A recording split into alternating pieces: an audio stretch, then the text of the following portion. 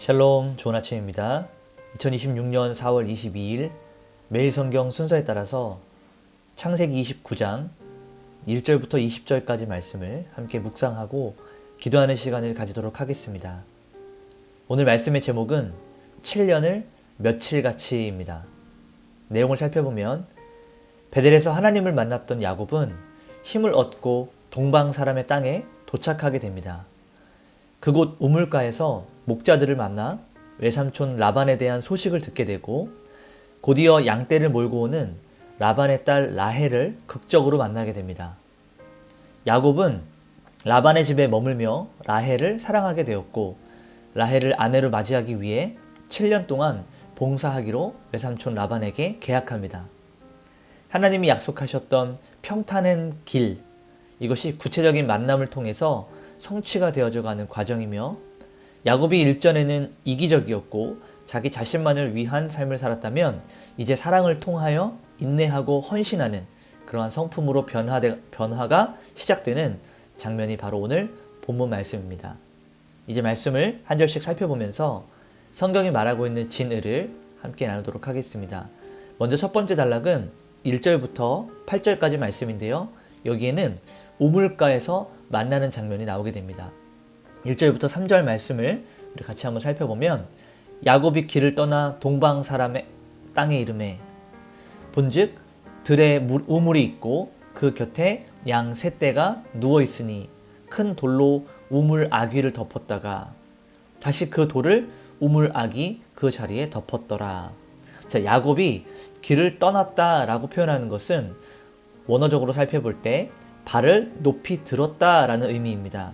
이것은 베델에서 언약을 받은 이후에 그의 발걸음이 기쁨과 소망 가운데 하나님을 온전히 신뢰하는 마음으로 걸음을 걸었다라는 것을 암시하고 있습니다.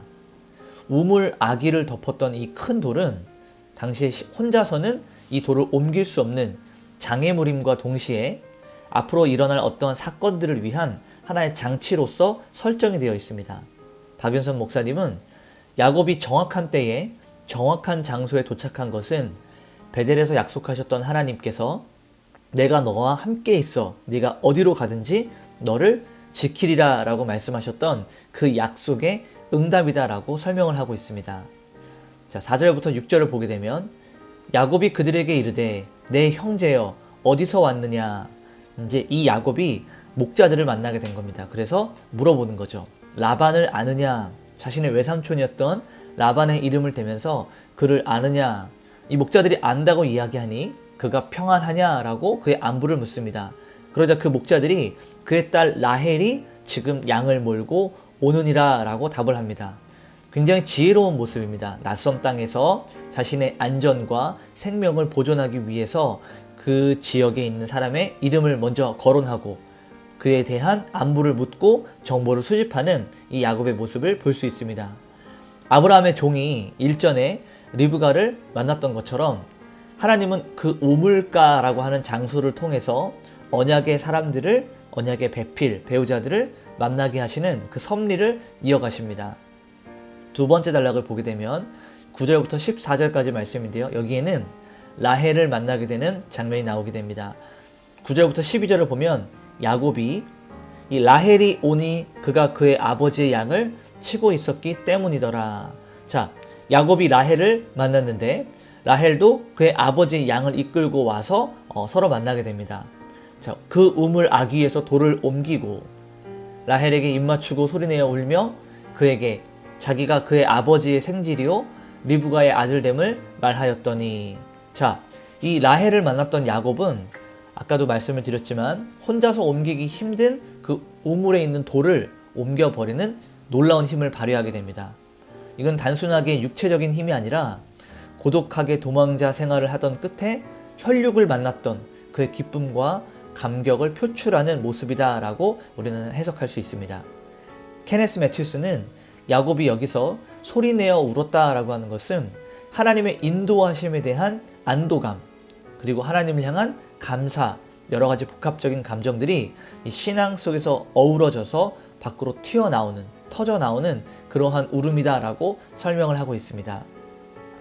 13절부터 14절을 보게 되면 라반이 그의 생질 야곱의 소식을 듣고 달려와서 그를 영접하여 자기의 집으로 인도하여 드리니. 자, 라반에게 이 소식이 전해졌어요. 야곱의 소식이 전해지자 그가 달려와서 그를 환대하고 영접합니다. 그리고 집으로 초대합니다. 라반이 이르되 너는 참으로 내 혈육이로다 하였더라. 내 동생의 아들이니 얼마나 가까운 사이였겠습니까? 그래서 라반은 이 리브가를 데려갔던 아브라함의 종을 영접하듯이 야곱을 영접하게 됩니다. 그러나 이 라반의 환대 속에는 야곱의 노동력을 이용하려고 하는 이 계산적인 마음이 숨어져 있음을 이 본문을 통해서 우리는 살펴볼 수가 있습니다. 야곱도 누군가를 속이고 자신의 이득을 취하는 일들을 잘 해왔던 사람이었는데 그에 반해서 이 라반은 야곱보다 몇 수 위에 있었던 사람이었습니다. 마지막 세 번째 단락을 보게 되면 15절부터 20절까지 말씀인데요. 여기에는 라헬을 향한 야곱의 사랑과 7년 동안의 헌신이 담기게 됩니다. 자, 15절부터 18절을 보게 되면 라반이 야곱에게 이르되 네가 비록 내 생질이나 어찌 그저 내 일을 하겠느냐, 네 품삯을 어떻게 할지 내게 말하라. 자, 당시에 아무리 가까운 사이라도 이렇게 노동에 대한 노동값을 주고 일을 했던 것을 우리는 볼 수 있습니다. 그래서 라반이 야곱에게 우리가 가족이지만 그냥 네가 일을 할 수 없으니 내가 너에게 어떻게 품값, 그 몫을 정해줄까? 라고 물어보는 것입니다. 야곱이 라헬을 더 사랑함으로 대답하되 내가 외삼촌의 작은 딸 라헬을 위하여 외삼촌에게 7년을 섬기리이다 라고 야곱은 고백합니다. 정당한 대가를 받을 수 있음에도 불구하고 그 품삯을 요구하는 것 대신에 라반에게 라헬을 위하여, 라헬을 아내로 얻기 위하여 7년을 봉사할 것을 제안합니다. 당시에 신부의 몸값을 지불할 수 있는 능력이 없었던 이 도망자였던 야곱은 자신이 할 수 있는 최선의 선택이 바로 이러한 것이었습니다. 그래서 야곱의 이 제안은 그가 목적을 위해서 수단과 방법을 가리지 않았던 이전의 모습, 그 과거의 모습에서 벗어나서 이젠 사랑하는 대상을 위해서 자기 자신을 희생할 줄 아는 인격으로 변하고 있는 장면을 보여주고 있는 것입니다. 20절 말씀을 보게 되면 야곱이 라헬을 위하여 7년 동안을 라반을 섬겼으나 그를 사랑하는 까닭에 7년을 며칠같이 여겼더라. 바로 이 본문 말씀에서 오늘 말씀의 제목이 나오게 되었는데요.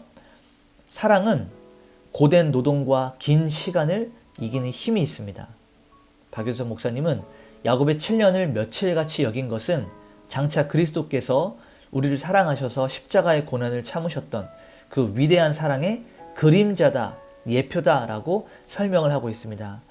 정말 야곱이 라헬을 너무너무 사랑해서 그 긴 시간 동안을 아무런 생각하지 않고 사랑하는 아내를 위하여 수고하고 애쓰고 노력했던 것을 성경 말씀을 통해서 변화된 야곱을 우리는 바라볼 수 있습니다.